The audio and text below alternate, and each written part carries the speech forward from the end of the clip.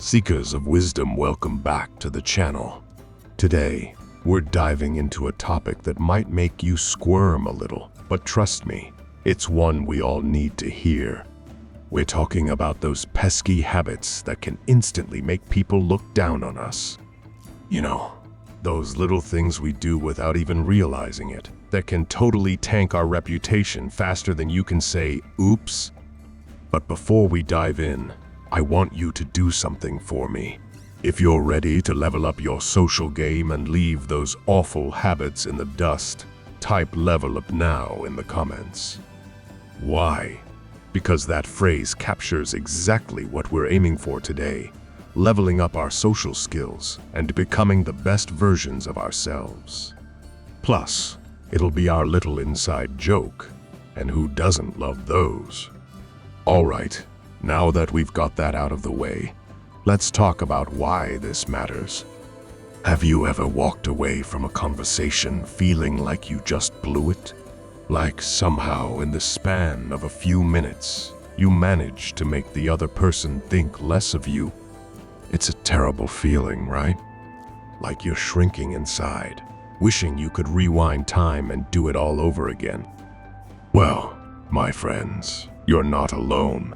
We've all been there, and it sucks. But here's the thing, most of the time, it's not because we're terrible people. It's usually because we've fallen into some bad habits that are sending all the wrong signals. The good news? Once we know what these habits are, we can nip them in the bud and start making much better impressions. Now, you might be thinking, why should I care what other people think of me? And that's a fair question. After all, we're often told not to worry about others' opinions. But here's the deal, like it or not, the way people perceive us can have a huge impact on our lives. It can affect our relationships, our career opportunities, and even our own self-esteem. As the ancient Stoic philosopher Epictetus once said, "It's not what happens to you, but how you react to it that matters." In this case, it's not just about how we react to what happens to us, but how we present ourselves to the world.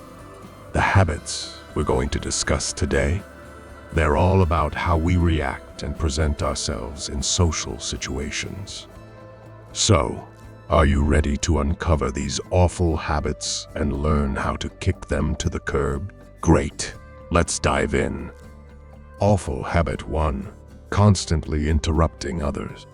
Picture this. You're in the middle of telling a story about your crazy weekend adventure, building up to the best part when suddenly, BAM, someone cuts you off to share their own tale or offer unsolicited advice. How does that make you feel? Frustrated? Unimportant? Yeah, that's what I thought. Interrupting is like social kryptonite. It's one of the fastest ways to make people lose respect for you. Why? Because it sends a clear message. What I have to say is more important than what you're saying. Ouch. Now, I know what you're thinking, but I don't mean to interrupt. I just get excited and want to contribute to the conversation. I hear you. Most of us don't interrupt maliciously, but intention doesn't change the impact. When we constantly jump in before others are finished speaking, we're essentially telling them that their thoughts and feelings don't matter as much as ours. The ancient Stoic philosopher Zeno of Citium once said, "We have 2 ears and 1 mouth, so we should listen more than we say." This guy was onto something, folks. Really listening is a superpower. It shows respect, builds trust, and makes people feel valued. So, how do we break this habit? Here are a few tips. 1. Practice active listening. Focus on what the other person is saying instead of planning your response. 2. This ensures they're done and gives you time to process. 3. If you accidentally interrupt, apologize, and ask the person to continue. Remember, conversations aren't competitions. They're opportunities to connect and learn from others. By curbing our impulse to interrupt, we show others that we value their input, which in turn makes them value us more. Awful habit 2, chronic complaining. We all know that person who seems to have a complaint for every occasion. The weather's too hot, then it's too cold.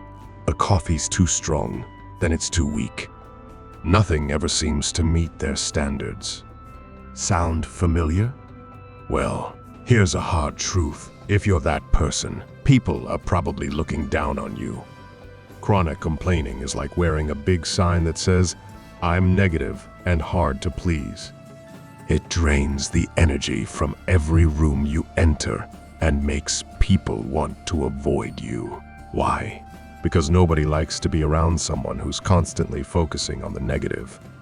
The Stoic philosopher Marcus Aurelius had some wisdom to share on this topic. He said, "You have power over your mind, not outside events. Realize this, and you will find strength." In other words, we can't control everything that happens to us, but we can control how we react to it. Now, I'm not saying we should never express dissatisfaction or frustration. That's not realistic or healthy. The key is to avoid making complaining your default mode. Here's how. 1. Practice gratitude.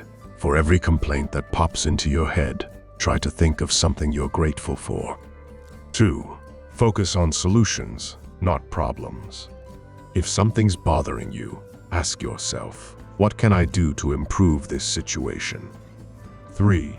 Be mindful of your audience. Before voicing a complaint, ask yourself if it's necessary and if it's the right time and place. By shifting our focus from what's wrong to what's right, or from problems to solutions, we become people others want to be around. We become sources of positivity and problem solving, rather than endless wells of negativity. Awful habit 3. Gossiping and speaking ill of others. All right, let's be real for a second. We've all indulged in a bit of gossip now and then. It can feel good to share juicy tidbits or vent about someone who's annoying us. But here's the thing, while it might give you a temporary buzz, habitual gossiping is a surefire way to make people lose respect for you. Why? Well, think about it. When you're constantly talking smack about others behind their backs, what message are you sending? You're basically advertising that you're untrustworthy and two-faced. After all, if you're willing to badmouth Sally from accounting to me, what's stopping you from trash-talking me to Sally later? The Stoic philosopher Epictetus had some choice words about this habit. He said, "If you learn that someone is speaking ill of you, don't try to defend yourself against the rumors. Respond instead with yes, and he doesn't know the half of it. He could have said more." While this approach might be a bit extreme for most of us, the underlying message is clear. What others say about us is beyond our control, and engaging in gossip ourselves only lowers us to that level. So how do we break free from the gossip trap? Here are some strategies. 1. Change the subject when gossip comes up. Redirect the conversation to more positive topics. 2. Speak well of others, especially when they're not around. This builds trust and shows integrity. 3. If you have an issue with someone, address it directly with them instead of complaining to others. Remember, people who gossip might seem interesting in the moment, but they're rarely respected in the long run. By rising above the temptation to engage in petty talk, you set yourself apart as someone of character and substance. Awful habit 4. Constantly checking your phone in social situation. Picture this. You're having dinner with a friend. sharing stories about your lives, when suddenly they whip out their phone and start scrolling through Instagram. How does that make you feel? Ignored? Unimportant? Yeah, that's what I thought. In our hyper-connected world, it's easy to fall into the habit of constantly checking our phones.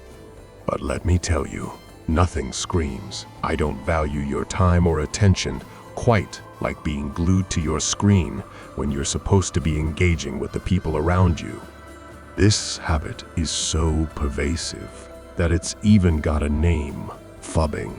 That's phone snubbing, for those who haven't heard the term. And let me tell you, it's a respect killer. When you're more interested in your virtual world than the real people in front of you, you're sending a clear message that they're not important enough to warrant your full attention. The Stoic philosopher Seneca once said, "To be everywhere is to be nowhere." While he wasn't talking about smartphones, obviously, this quote perfectly captures the problem with our constant digital distraction. When we're always connected to our devices, we're never fully present in the moment. So how do we break this habit? Here are some tips. 1. Put your phone on silent and out of sight during social interactions. 2. If you're expecting an important call or message, let people know in advance. 3. Practice being present. Really engage with the people around you. Make eye contact and listen actively. 4. Set designated times to check your phone rather than doing it constantly throughout the day. Remember, the world won't end if you don't check your phone for an hour or two. But the quality of your relationships might suffer if you can't put it down. By giving people your undivided attention. Awful. Habit 5. Bragging and one-upmanship. All right, time for some real talk. We all like to feel important and accomplished. It's human nature. But there's a fine line between sharing your achievements and coming across as a braggart. And let me tell you, chronic bragging is a fast track to making people look down on you. You know the type, right? The person who always has to one-up everyone else's stories. You ran a 5K. Well, they just completed a marathon. You got a promotion. They're about to become CEO. It's exhausting, isn't it? Here's the thing. Constant bragging doesn't make you look impressive. It makes you look insecure.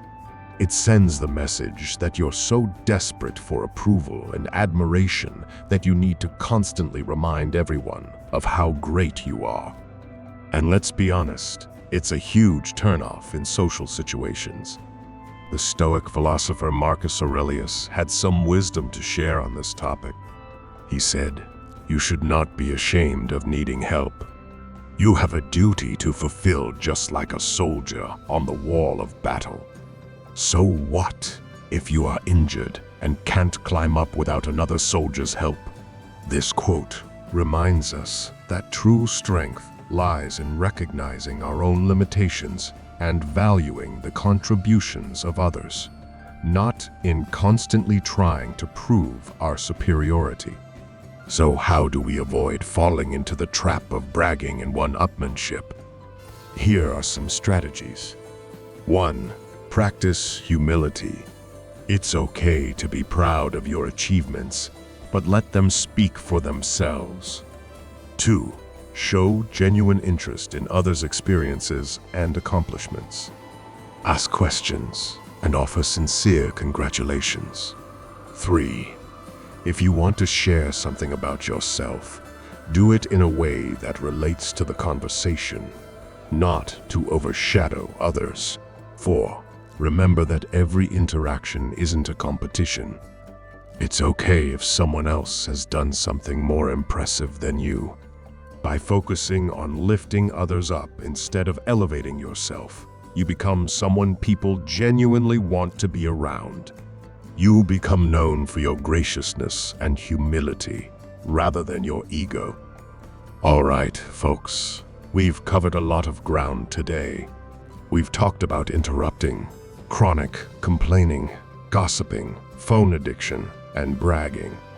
These are all habits that can seriously damage how others perceive us. But here's the good news: now that we're aware of these habits, we can work on changing them. Remember, it's not about being perfect. We're all human, and we all slip up sometimes. The key is to be mindful of these behaviors and make a conscious effort to do better. As Epictetus said, first say to yourself what you would be, and then do what you have to do. In other words, decide what kind of person you want to be, and then take action to become that person. So, let's recap our action points. 1. 2. Focus on solutions and gratitude instead of constant complaining. 3. Speak well of others and avoid gossip. 4. Be present in social situations and limit phone use. 5. Practice humility and genuine interest in others instead of bragging. By working on these areas, you'll not only avoid making people look down on you, you'll actively make them look up to you. You'll become someone known for their respect, positivity, integrity, presence, and humility. And let me tell you, those are qualities that will take you far in life. Before we wrap up, I want to remind you of our little challenge from the beginning of the video. If you're committed to leveling up your social game and ditching these awful habits, type "level up now" in the comments. Let's create a community of people dedicated to personal growth and better relationships. And hey, if you found this video helpful, don't forget to like, subscribe, and hit that notification bell. We've got plenty more content coming your way to help you become the best version of yourself. Remember, every interaction is an opportunity to make a positive impression. So go out there, be mindful of these habits, and show the world the amazing person you truly are. Until next time, keep growing, keep learning, and keep being awesome. Peace out.